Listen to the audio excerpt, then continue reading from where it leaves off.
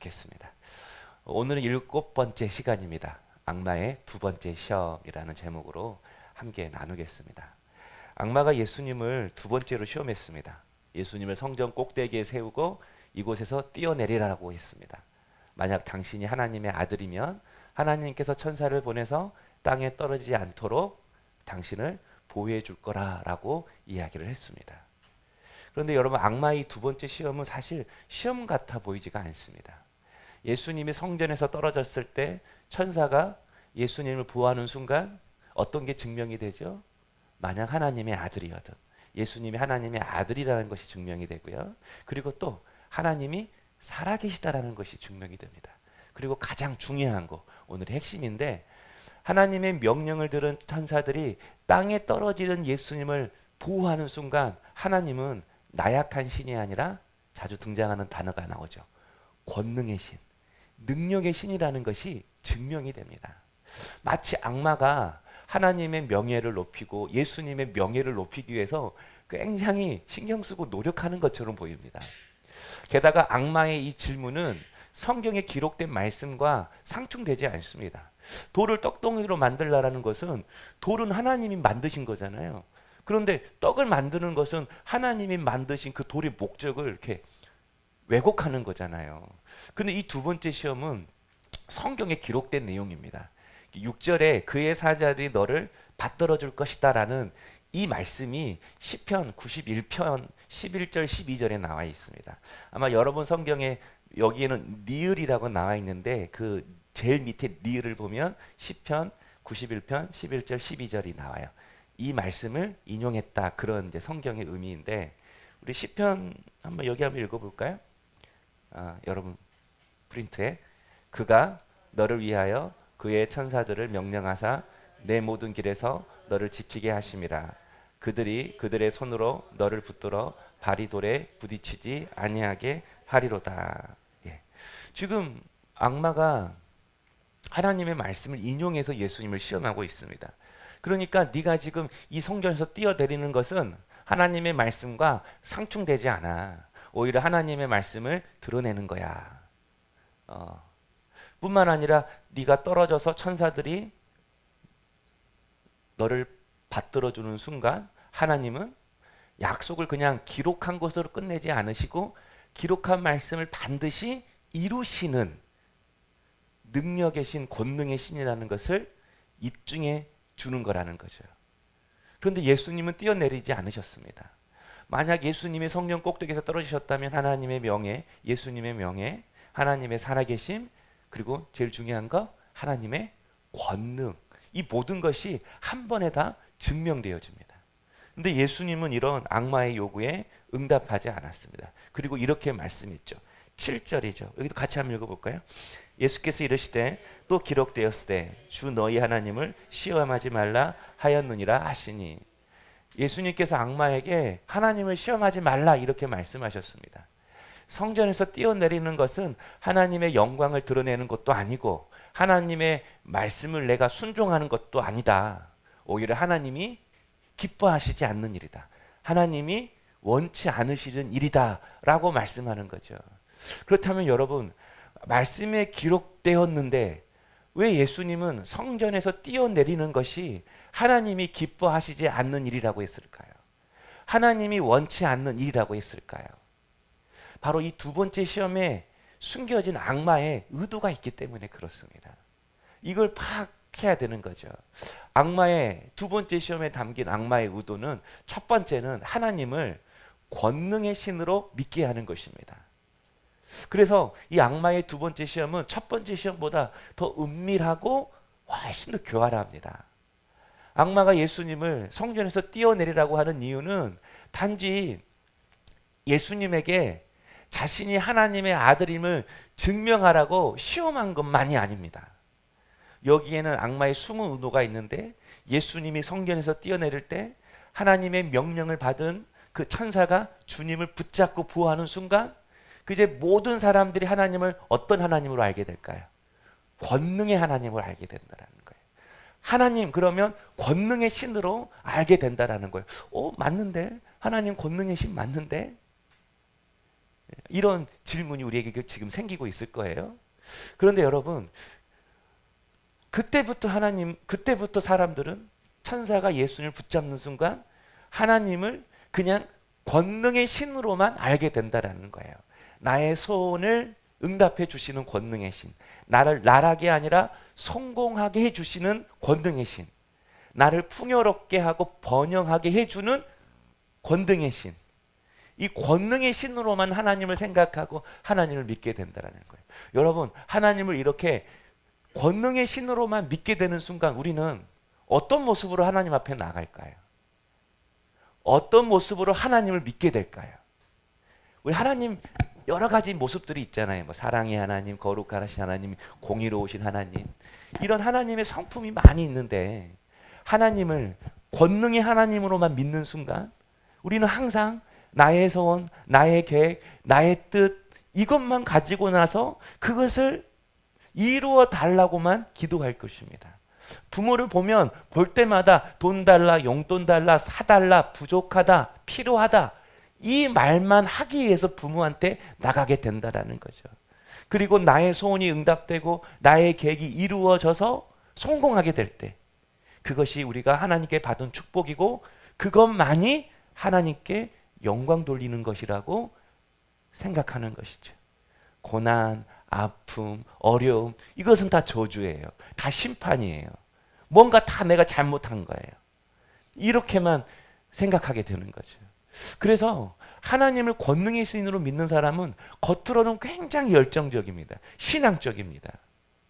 성경을 보면 출애굽한 백성들이 모세가 시내산에 올라가서 40일 동안 보이지 않자 모세의 형 아론에게 하나님을 보여달라고 했어요. 그냥 하나님이 아니라 우리를 출애굽시킨 그 하나님을 보여달라고. 그때 아론이 무엇으로 하나님을 보여주죠? 금송아지 형상을 만들어서 이게 너희를 애굽에서 인도해낸 신이다 이렇게 이야기를 하죠. 출애굽기 32장 4절에 이스라엘아 이는 너희를 애굽 땅에서 인도하여 낸 너희의 신이로다. 다른 우상 말한 게 아니에요. 하나님이라고 이야기를 하는데 그 하나님을 어떤 이미지로 좀 소개하고 있어요? 소의 이미지. 소의 이미지는 뭐죠? 힘, 풍요, 번영. 한마디로 하나님을 권능의 신으로 소개를 했어요. 그러니까 백성들이 어떻게 그 하나님 앞에 나아가죠? 32장 6절을 보면 거기 기록되어 있나요? 한번 읽어볼까요? 그들이 일찍이 일어나 번제 드리며 화목제를 드리고 백성이 앉아서 먹고 마시며 일어나서 뛰어놀더라. 일찍 일어났대요. 예, 일찍이 일어나서 번제 드리고 또 뭣도 드렸대요? 화목제도 드렸대요. 일찍 일어나서 번제도 드리고 화목제도 드렸어요. 그런데 자신의 삶으로 돌아가서는 뭐 하고 있어요? 앉아서 먹고 마시고 일어나서 뛰어놀더라. 이 뛰어놀더라는 이 단어가 음란한 짓을 하다 뭐 그런 의미입니다. 새벽부터 예배 드렸어요. 종류별로 예배 드렸어요. 그런데 예배 드리고 나서는 먹고 놀았대요. 뛰어놀았대요. 서로 음란한 짓을 했대요. 하나님 앞에서는 거룩하고 경건합니다. 왜죠? 응답받아야 되니까. 네. 그러나 자신의 삶으로 돌아와서는 세상 사람들처럼 같이 뛰어놉니다. 음란합니다. 정직하지 못합니다. 왜죠? 하나님을 권능의 신으로만 믿기 때문에 그렇다라는 거예요. 이것이 악마의 의도입니다. 하나님을 권능의 신으로 믿는 순간 우리의 관심은 오직 하나님의 권능이 되기 때문이 그래요. 하나님 그분이 아니라 하나님 손에 놓여진 축복과 번영만 관심이 있는 것입니다. 그래서 축복과 번영을 위해서는 하나님 앞에 간절히 예배하고 기도하지만 하나님의 뜻, 하나님의 마음, 하나님의 계획, 하나님의 시선, 하나님의 성품에는 아무런 관심이 없는 거죠. 그래서 하나님 앞에서는 경건하고 거룩하고 겸손한 태도를 보이지만 세상에서는 자기 뜻대로 하는 것이죠. 뭐든지 내 판단에 따라 계획하고 다른 누구의 말도 듣지 않고 그냥 밀어붙입니다. 그러니까 하나님을 권능의 신으로 믿는 이들에게 하나님은 사인만 해주는 신이에요. 내가 다 계획한 다음에 동의만 구하고 승인만 도장 딱 찍어주는 신인 거예요. 권능을 구할 때만 거룩하게 하게 될 뿐 세상에서는 주신 성공과 축복으로 안락하고 편안하게 살아도 아무런 관심이 없는 편리한 신인 거예요. 그리고 우리는 그것들이 내 뜻대로 내 계획대로 이루어졌을 때 그것만이 하나님의 섭리라고 이야기를 합니다. 하나님 주신 축복으로 편리하고 안락한 삶을 사는 것이 내가 하나님의 권능을 드러내는 것이고 하나님의 영광을 드러내는 삶이라고 생각을 하는 것이죠. 바로 이것이 번영신앙입니다.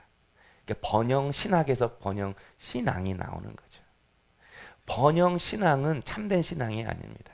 여러분, 이게 혼동해서는 안 돼요.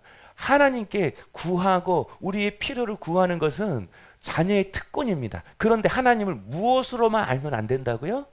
권능의 신으로만 믿어서는 안 된다는 거예요. 악마는 항상 하나님 앞에 권능의 신으로만 접근하게 하는 것이 목적이라는 것이에요. 그래서 틸리케 목사님은 이렇게 하나님을 권능의 신으로 믿는 것은 하나님도 아니대요. 그냥 우상을 믿는 것과 같대요.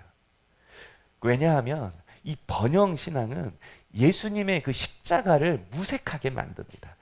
베드로전서 2장 11절 한번 같이 읽겠습니다. 시작.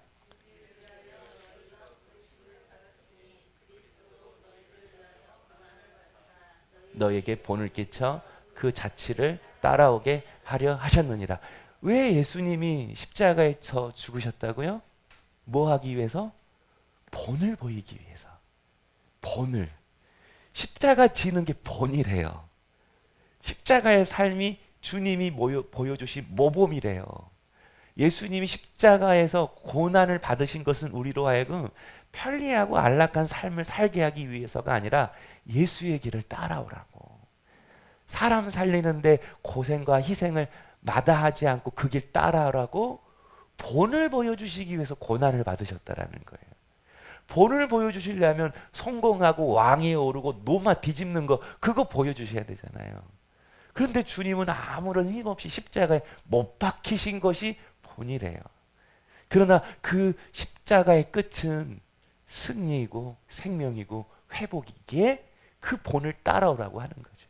뿐만 아니라 사도 바울은 에베소서 4장 13절에 이렇게 얘기했습니다. 여기도 같이 읽을까요?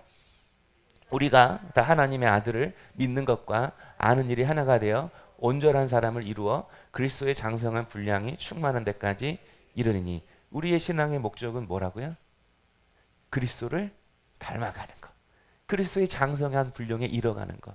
주님을 닮아서 주님의 발자취를 따라가는 삶이 우리 삶의 목적이고 신앙의 목적이고 그것이 하나님의 뜻이라는 것입니다. 그런 위해서 헬무트 틸리케 목사님은 하나님은 아무런 인격도 없고 우리가 어떻게 살든 우리의 삶에 관심도 없고 우리 머리카락이 몇 개인지도 모르고 그냥 우리의 소원을 응답해주고 그 뒤에서 이렇게 우리의 영광과 경배를 이렇게 받으시는 그런 비인격적인 권능의 신이 아니라 거룩한 의지를 가지고 우리에게 다가오시는 인격적인 하나님이라고 말씀합니다. 혹시 그 책 읽으실 때 그 내용을 혹시 찾으셨나요? 예. 하나님은 어떤 분이라고요? 거룩한 의지를 가지고 우리에게 다가오시는 인격적인 하나님. 예. 이게 무슨 뜻일까? 거룩한 의지를 가지고 다가오시는 인격적인 하나님. 시편 94편 9절 말씀을 제가 적어놨는데요. 한번 읽어보겠습니다. 네가 듣지 아니하시리라. 눈을 만드시니가 보지 아니하시리라. 하나님이 우리를 뭐도 만드셨다는 거예요? 귀도 만들고 눈도 만드셨다는 거예요. 근데 지으신하고 만드시는 이 단어가 같은 단어입니다. 제가 이번 주일에 이야기했는데 야차르라는 단어입니다. 창세기 2장에 하나님이 사람을 지으셨다고 할 때 이 야차르라는 단어를 썼어요. 이 야차르라는 단어의 뜻이 토기장이가 흙으로 빚다라는 그런 의미죠. 여러분 토기장이가 흙을 빚을 때 그냥 빚나요? 뭐 되는 대로 되라 이렇게 빚나요? 아니죠. 목적이 있죠. 예, 밥그릇이냐 국그릇이냐 찻잔이냐 분명한 목적이 있습니다. 여기서 야차를 썼다라는 것은 하나님 우리를 그냥 만드시지 않았다라는 거예요. 무엇도 우리의 눈도 우리의 귀도 우리의 손도 우리의 발도 그냥 만드시지 않았다라는 거예요. 뭐가 있다라는 거예요? 목적이 있다라는 거예요. 하나님께서 그러니까 뭔가를 만들려면 뭐가 있어야 돼요? 의지가 있어야 돼요. 하나님의 거룩한 의지를 가지고 당신의 목적에 맞게끔 우리를 빚으셨다라는 거예요. 그리고 우리를 통해서 당신의 뜻을 이 땅에 이루기를 원하신다라는 거예요. 그래서 예수님이 주기도문에 뭐라고 말씀하셨어요? 하나님의 뜻이 이 땅에서 이루어지이다. 하나님은 그런 거룩한 의지를 가지신 인격적인 하나님이에요. 우리를 지으신 목적이 있고 우리를 통해 이루고자 하시는 하나님의 뜻이 있다라는 것입니다. 그러므로 여러분 기억하십시오. 하나님은 항상 우리에게 거룩한 의지를 가지시고 우리에게 다가오십니다. 네. 목적을 가지고 다가오십니다. 우리를 통해 하나님 하실 일들을 가지고 우리에게 다가오십니다. 그렇다면 거룩한 의지를 가지고 오시는 그 하나님 앞에 우리가 제일 먼저 해야 할 일이 무엇일까요? 네. 우리가 거룩한 의지를 가지신 그 인격적인 하나님 앞에 나아갈 때에 제일 먼저 해야 할 일이 무엇일까요? 그분의 뜻이 있으니까, 그분의 목적이 있으니까 바로 쉐마입니다. 쉐마. 쉐마가 듣다이죠. 듣는 거예요. 먼저 들어야 돼요. 무엇이 있기 때문에? 하나님의 뜻이 있기 때문에. 예수님도 철저하게 하나님께 들으셨습니다. 요한복음 14장 10절 말씀 우리 함께 읽겠습니다.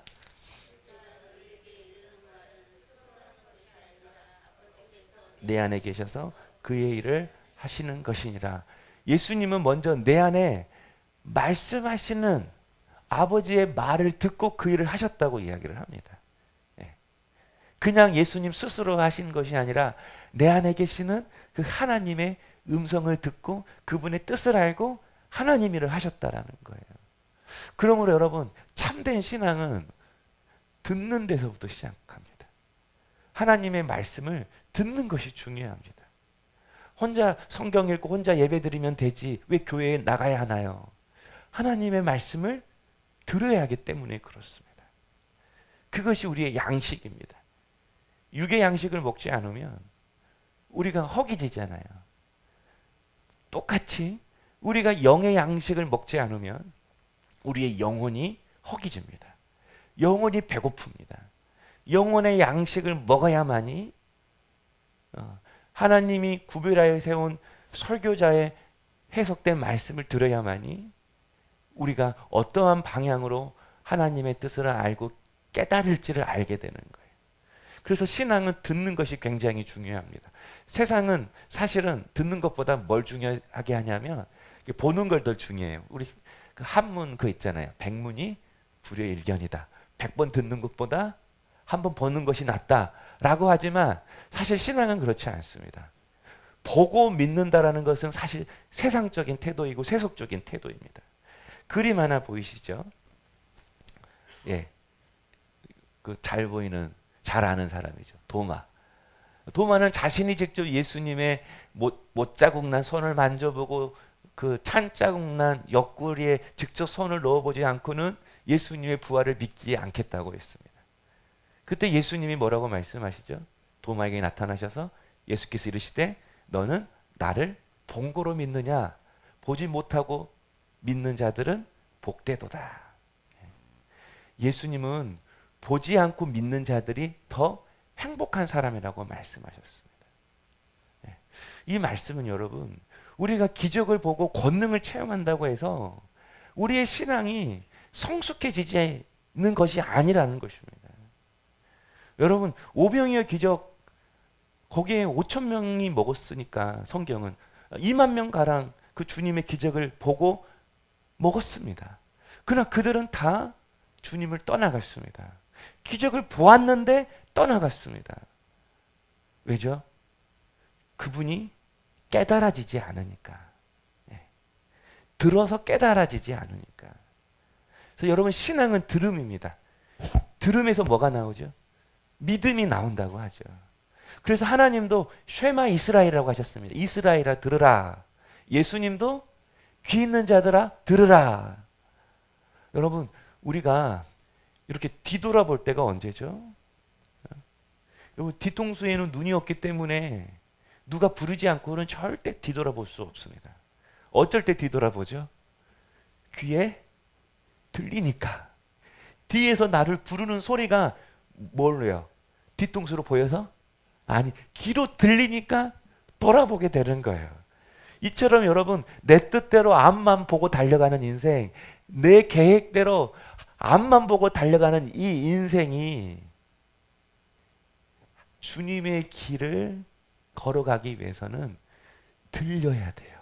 들려야만이 뒤돌아보고 주님이 가르치는 방향으로 갈 수 있다라는 것입니다. 바로 하나님의 말씀을 깨닫는 거죠. 하나님의 말씀을 깨달을 때만이 내 뜻을 내려놓고 주의 길을 걸어갈 수가 있는 것입니다. 그래서 그것을 잘 보여주는 그림이 엠마오로 걸어가는 제자들 이야기입니다. 이 그림은 미켈란조 메디시 디 카바라조, 이름도 굉장히 기네요. 엠마오 만찬 1602년에 그린 이 그림인데요. 예수님이 부활하신 후에 예루살렘에서 10km 떨어진 엠마오로 가는 도상에서 제자들과 함께 걸으셨습니다. 그들은 주님의 십자가에서 죽는 것을 목격하고 각자 자기 길로 갔던 사람입니다. 그런데 제자들이 예수님을 알아보지 못했습니다. 그들은 3년 동안 예수님과 함께 했을 거예요. 주님을 졸졸졸 따라다녔을 거예요. 그런데 예수님을 알아보지 못했어요. 하지만 예수님은 스승을 잃어서 슬퍼하는 그 제자들에게 그리스도가 왜 고난을 받아야 되는 것인지, 왜 그 고난이 영광인지를 설명하셨습니다. 그렇게 말씀을 듣다 보니까 제자들이 예수님을 마을로 같이 들어가자고 강권을 해요. 그리고 함께 식사를 해요. 여러분, 이 그림에서 이거 좀 흐릿하는데 여러분 그림 어떤지 모르겠습니다. 예수님 얼굴이 좀 어때요? 예. 예수님 같아 보입니까? 예수님 같아 보이지 않습니다. 예. 뭐가 하나 해가 찾아보세요. 뭐가 틀린 것 같아요. 상관 거기 다 기록되어 있나요?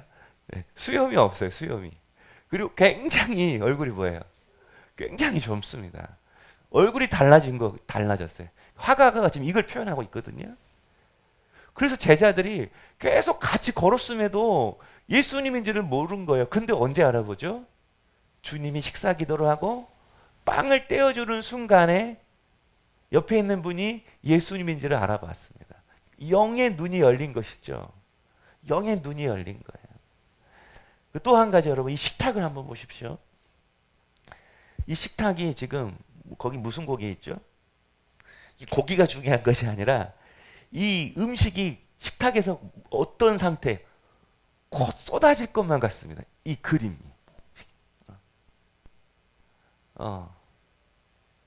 그래서 이게 지금 제자들의 그 마음의 상태, 심리 상태, 곧 쏟아질 것 같은, 그 떨어질 것 같은 그런 위기의 상태를 이 식탁에 놓여진 음식이 표현하고요. 그리고 또 이 육의 양식을 쫓아가는 인생은 결국 이렇게 떨어질 것 같은 그런 위기의 인생을, 위태로운 삶을 살게 된다라는 거예요. 그런데 이들이 지금 무엇에 집중하고 있어요? 예수님의 말씀에 집중하고 있음을 알고 수 있습니다. 빵을 먹는 순간 말씀이 깨달아지기 시작한 것입니다. 마음이 뜨거워지기 시작한 것입니다. 그래서 그림을 보면요, 이 사람은 서 있는 주인이에요. 얼굴이 어떤 얼굴이에요? 아무것도 모르는 얼굴이에요. 이 장소의 주인을 보이는데 아무것도 모르는, 지금 눈앞에서 어떤 사건이 일어나는지, 이분이 누구인지 전혀 몰라요. 그런데 이 목에 걸린 게 가리비 조개 껍질인데 이게 당시 순례자를 상징하는 거래요.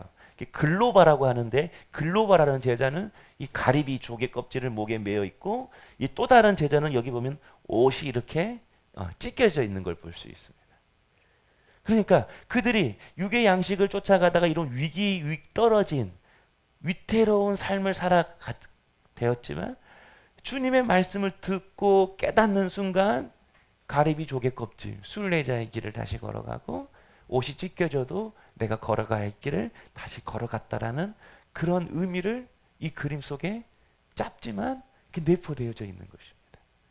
그러므로 여러분, 보이는 것이 중요한 게 아닙니다. 눈으로 뭔가 대단한 것, 많은 것, 예수님을 눈으로만 볼 때는 한계가 있습니다. 눈으로 볼 때는 전혀 예수님인 줄 몰랐습니다. 그러나 귀로 듣고 깨달을 때 진짜 예수님을 만난 것입니다. 귀로 듣고 깨달을 때 진짜 걸어가 있기를 걸어간 것입니다. 그러므로 예수님이 나를 먹으라고 하는 이 말씀은 너희들 식인종이 되라 그런 뜻이 아니죠. 말씀을 듣는 것이 예수님을 먹는 것입니다. 그래서 말씀이 힘이고 말씀이 위로고 말씀이 지혜이고 말씀이 능력인 것입니다. 그런 의미에서 하나님을 하나님의 말씀으로, 예수님을 그분의 말씀으로 알아보는 사람이 진짜 신앙을 시작할 수가 있는 것입니다. 여기 기록된 말씀이 하나님의 말씀이다. 여기 기록된 주님의 말씀이 나를 살리는 영의 양식이고 영의 말씀이다. 말씀을 통해서 하나님을 깨닫고 하나님을 만난 사람이 자기 길을 걸어갈 수가 있다는 겁니다. 그러므로 여러분, 거룩하신 하나님의 음성을 먼저 들어야 합니다. 하나님의 말씀을 먼저 듣고 먹어야 됩니다. 깨달아야 합니다. 그럴 때 우리가 거룩한 의지를 가지고 오시는 그 하나님 앞에 믿음으로 반응할 수가 있는 것입니다. 아멘. 두 번째, 악마의 또 다른 숨은 의도, 하나님의 말씀대로 살지 못하게 합니다. 그런데 어떻게 말씀대로 살지 못하게 하는가 굉장히 교활합니다. 두 번째 시험을 통해 알 수 있는 것은 악마가 우리에게 찾아올 때 뭘 가지고 찾아오느냐, 하나님의 말씀 가지고 찾아온대요. 막 머리 헉흐르고 막 손톱 길고 피 흘리고 그런 모습이 난폭하고 폭력적이고 그런 게 아니라 뭐 가지고 와요? 말씀 가지고. 그래서 6절에 보면 악마가 뭐라 그래요? 기록되었으되, 하나님이 말씀하셨어. 악마가 지금 시편 91편의 말씀을 가지고 예수님을 시험한 거죠. 이처럼 악마는 하나님의 말씀을 또 다른 하나님의 말씀으로 쳐서 무너뜨리는 것이죠. 그래서 하나님의 말씀, 하나님이 의도하시는 대로 살아가지 못하게 하는 거예요. 그래서 여러분, 빌립보서 2장 12절 말씀 한번 읽어볼까요? 항상 복종하고 두렵고 떨림으로 너희 구원을, 여러분 여기 보니까 너희 구원을 이루래요. 우리 예수 믿고 구원 받았어요, 안 받았어요? 받았어요. 또 구원을 이루래요. 우리의 구원이 이게 완전하지 않다라는 것입니까? 우리가 예수를 믿어도 우리의 구원이 아직 천국 가지 않았기 때문에, 완전하지 않기 때문에 계속 두려운 마음을 가지고 율법을 지키고 선행을 해야만이 마지막 순간에 우리가 천국에 들어갈 수 있다, 그런 의미입니까? 여기서 구원을 이루라 이 말은 너희 구원이 부족하다 이 뜻이 아니라 이 땅에서 살아가야 할, 구원을 살아가야 할 삶이 있다는 거예요. 구원 받았으니까 구원받은 자로서의 살아갈 삶이 있다는 거예요. 이걸 성화라고 하는 거죠. 더 쉽게 말하면 예수님을 닮아가는 거예요. 예수님을 닮고 예수님의 길을 걸어가는 삶을 살아가는 거예요. 이처럼 성경에는 예수를 믿고 은혜로 구원받았지만 우리의 삶, 우리의 행위를 강조하는 말씀이 있습니다. 반대로 성경은요, 은혜를 강조하는 말씀도 있어요. 갈라디아서 2장 19절, 여기 같이 읽어볼게요. 너희가 이같이 어리석으나 성령으로 시작하였다가 이제는 육체로 마치겠느냐. 갈라디아 사람들이 막 행위로, 율법으로 이제 구원을 받으려고 했어요. 거짓 교사들 때문에. 그런데 우리는 행위로 살 사람이 아니라 하나님의 은혜로 살 사람이야. 성령의 은혜, 성령의 능력으로 살 사람이야. 즉 이 말하는 거잖아요. 그러니까 너희들이 행동하기 전에, 너희들이 일하기 전에 철저하게 성령께 붙들려야 돼. 성령께 인도함을 받아야 돼. 성령이 역사하실 때까지 너희들은 그분의 은혜를 구하고 말씀이 임할 때까지 기다리고 인내해야 돼. 하나는 적극적으로 행동하라는 거고, 하나는 인내하고 기다리라는 거고. 여러분, 어느 말씀이 맞습니까? 1번이 맞아, 2번이 맞아요. 은혜 받았으니까 적극적으로 행동하며 살아야 합니까? 아니면 정말 우리는 은혜로 살아야 할 사람이니까 철저하게 수동적인 삶을 살아야 하는 겁니까? 둘 다 맞습니다. 둘 다 맞아요. 하나님의 자녀로서 성화의 삶을 살아야 합니다. 동시에 우리는 하나님의 은혜로 살아야 합니다. 때로는 기다리고 때로는 인내해야 합니다. 그런데 그때 주어지는 상황이 다른 거죠. 그때 주어진 상황 속에서 주신 말씀을 깨닫고 움직이거나 기다려야 하는 것이죠. 그런데 악마는 하나님의 말씀으로 또 다른 하나님의 말씀을 무너뜨립니다. 그러니까 적극적으로 이제 행동하고 일어서서 기도하고 커튼을 열고 햇빛을 쏟고 걷고 뛰어야 할 사람에게는 너 더 있어야 돼. 너 앉아 있어야 돼. 이렇게 하는 거죠. 반대로 멈춰 서서 너 이제 좀 사인 받아. 혼자 하지 말고. 하나님 앞에 허락받고 해. 너 이제 기다려야 돼. 이런 사람에게는 어떻게 해요? 야, 네가 가면 하나님이 역사하셔. 요단강에 발을 넣으니까 어떻게 됐어? 물 갈라졌잖아. 발을 넣어야 물이 갈라져. 네가 행동해야 물이 갈라져. 이렇게 한다는 거예요. 악마는 어떻게 해? 이렇게 우리를 양자택일로 몰아가요. 그래서 하나님의 의도랑 거꾸로 살게 해요. 자신의 입맛에 맞는 말씀만 쏙쏙 골라서 조립해가지고 우리 입에다가 맛있게 딱 넣어줘요. 그래서 하나님의 뜻과는 전혀 반대로 살아가게 하는 것이죠. 여러분 다음 그림 한번 볼까요? 이 그림은 이제 디에고 벨라스케스가 그린 마르다와 마리아 집에 오신 예수님이라는 그림입니다. 1620년에 그려졌는데요. 이분의 특징이 이렇게 두 가지 그림을 두는 거예요. 뭐 자기 얼굴이 있고 거울에 비친 것이 있고 자기의 모습이 있고 다른 장소에서 이렇게 행해지는 모습이 있고 이 두 가지를 이렇게 한 장면에 보여주는 게 이 화가의 특징이래요. 저도 이때 알았어요. 근데 여러분 이 누구일 거예요? 마르다죠. 이분의 얼굴은 모습은 어떻나요? 찡찡해요. 찡찡해요. 찡찡해. 얼굴이 잔뜩 부어서 화가 나 있는 상태입니다. 왜죠?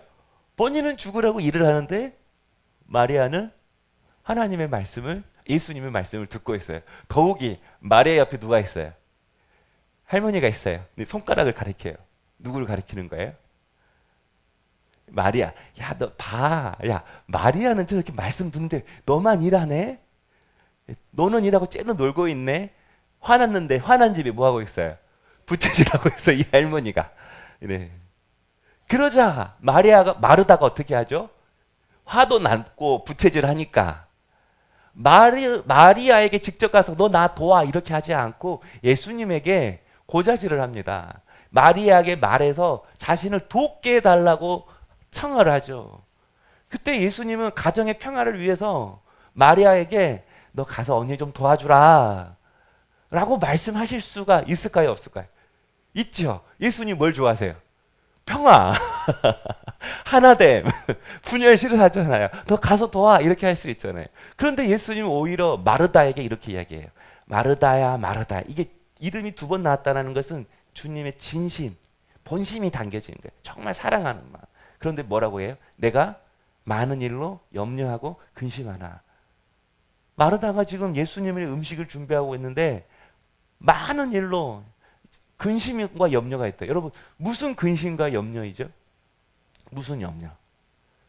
예수님을 잘 대접하고 싶은 근심. 이게 서로 이게 역설인 것 같은데요. 예수님을 잘 섬기고 싶은 염려. 여러분 그때 예수님은 혼자가 아니죠. 제자들과 다녔어요.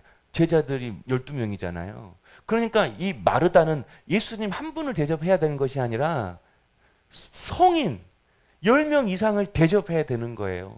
그러니까 보통 일이 아니죠. 그리고 이 그림을 보면 한 가지 또 특이한 게 있습니다. 뭐가 특이할까요? 네? 자, 이렇게 물고기. 유대인들은 물고기를 잘 안 먹는데요. 유대인들은 유목민이기 때문에 양고기를 먹잖아요. 유월절에도 양을 먹잖아요. 근데 이 물고기를 놓은 이유가 뭐죠? 물고기 요리를 한 이유가 제자들이 어부 출신들이니까. 이 정도로 마르다가 신경을 썼다라는 거예요. 바닷가 사람들이어서 섬세하게 꼼꼼하게 최선을 다해서 준비하고 있는데 마리아는 말씀을 듣고 있는 것입니다. 그런데 예수님은 마르다에게 이렇게 말했어요. 마리아는 이 좋은 편을 택하였으니 빼앗기지 아니하리라. 어떻게 보면 여러분 하나님께 예수님이 마르다 편을 들어주신 것 같아요? 마리아 편을 들어주신 것 같아요? 마리아 편을 들어주신 것 같습니다. 그렇다고 해서 이 말씀이 이 마르다의 수고가 무가치하다 이 뜻이 아닙니다. 이 말씀 자체가. 그리고 설교냐 봉사냐 예배냐 봉사냐 이걸 양자택일해라. 그래서 말씀 예배가 더 중요하다. 그런 의미도 아닙니다. 예수님이 지금 마르다의 집에 들어간 이유는 말씀을 전하기 위해서입니다. 로고스의 로고스. 우리의 인생의 이치, 우리가 어떻게 살아가야 할지, 우리의 영혼, 우리의 삶, 주님의 말씀을 전하기 위해 들어갔습니다. 그러니까 봉사도 중요하지만 영적인 말씀을 먹는 것이 참된 식사라는 것입니다. 그러니까 주님을 따르고 주님을 위하고 주님의 길을 걸어가기 위해서는 반드시 뭐가 먼저 채워져야 된다는 거예요. 영적인 필요가 채워져야 한다는 거예요. 영의 양식을 먼저 먹어야 된다는 거예요. 그래야 지치지 않고 기쁨으로 감당할 수 있어요. 옆에서 자꾸 손가락질하는 사람이 있어요. 이렇게 야, 너만 열심히 해? 저쪽 사람은 뭐 한대? 놀고 있을 거야. 이렇게 흔들리지 않아요. 예. 뭐가 들어가야만이? 영의 양식이 먼저 충만하게 들어가야만. 내가 먼저 말씀으로 깨달았고 채워져야만이 흔들리지 않다라는 것입니다. 그런 의미에서 악마가 예수님을 말씀으로 시험할 때 예수님 뭐라고 말씀하셨어요? 하나님을 시험하지 말라라고 말씀하셨어요. 이 말씀이 여러분 신명기에 기록된 말씀이에요. 그 마사 물 시험할 때 너희들이 나를 시험했다 하나님이 그렇게 얘기하잖아요. 그런데 예수님이 적시에 하나님을 시험하지 말라라는 이 말씀을 떠올리셔서 그 말씀으로 악마에게 되치기를 해요.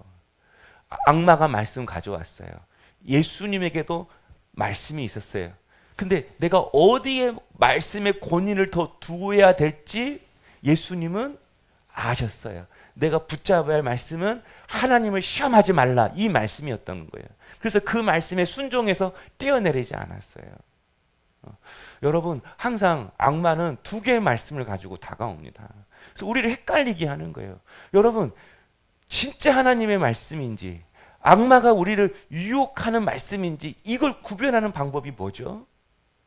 예수님은 어떻게 적시에 그 말씀을 떠올려서 그 말씀으로 악마가 가져오는 그 유혹의 말을 되치게 했죠?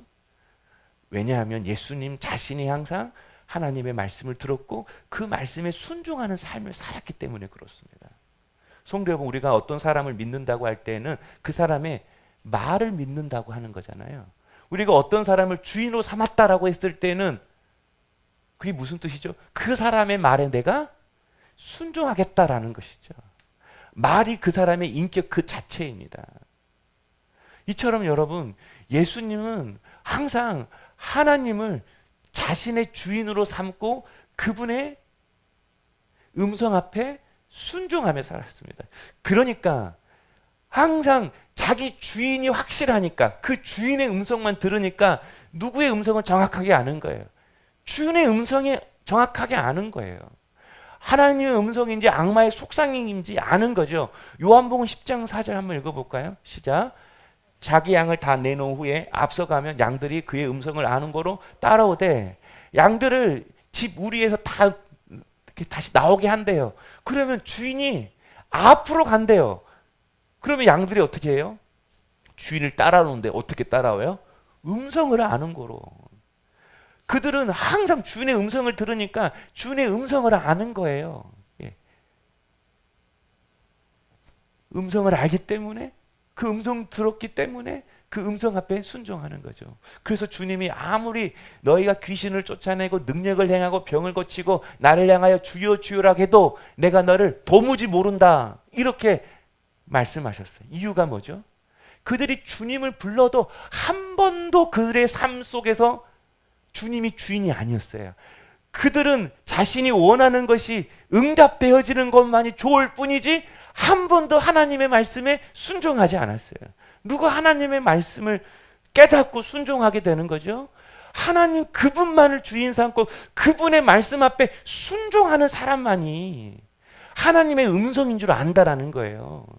하나님이 음성인지 악마의 음성인지 뭐 음성 인식기 돌려서 그런 기계가 필요하고 어떤 스킬이 필요하고 신학을 배워서 하나님의 음성, 마귀의 음성을 구별하는 것이 아니라 매일매일 그분의 음성을 듣고 그분의 말씀 앞에 순종하며 살아가는 사람이 그 순간순간 알게 된다라는 거예요. 이게 주의 음성이구나. 이게 하나님의 음성이구나. 성도 여러분, 우리는 솔로몬을 굉장히 부러워합니다. 솔로몬이 모든 지혜와 부를 가졌을 때 세상 모든 사람들이 솔로몬에게 다 찾아왔어요. 그리고 그가 가진 지혜와 부를 보고 놀라워했어요. 그리고 솔로몬이 믿는 그 하나님한테도 영광을 올려드렸어요. 우리는 다 이렇게 신앙생활을 하고 싶어 해요. 하나님 내게 부와 능력과 지혜를 주셔서 모든 사람이 내게 몰려와가지고 나 사는 것 보고 하나님께 영광 돌리기를 원하는 것. 그게 우리가 다 꿈꾸고 소망하는 거예요. 저도 그런 마음이 내 마음속에 가득해요. 우리 교회가 더 부흥해서 자꾸 찾아와가지고 야 이렇게 하나님이 역사하시네. 그런 마음, 그런 숨겨진 마음들이 있어요. 그러나 여러분, 솔로몬의 삶의 결과가 무엇이죠? 하나님 그분이 아니라 하나님이 주신 지혜 이용하며 살았습니다. 그러나 예수님은 우리에게 그런 안락하고 편안한 삶을 살라고 우리에게 말씀하지 않으셨습니다. 성경에 보면 그런 말씀, 예수님의 말씀이 없어요. 예수님은 성전에서 뛰어내리지 않으셨습니다. 성전에서 뛰어내린 것과 똑같은 시험이 사복음서에 기록되어 있어요. 그게 뭔지 아세요? 십자가에서 내려와. 내려와서 네가 하나님의 아들임을 증명해봐. 근데 주님 뛰어내리지 않으셨습니다. 주님은 낮은 곳으로 하나님의 눈물과 아버지의 마음과 아버지의 시선이 있는 곳으로, 비록 그곳이 죽음일지라도 그 죽음을 향하여 뛰어내리셨습니다. 그 주님께서 우리에게 땅끝까지 이르러 내 증인이 되라고 말씀하셨습니다.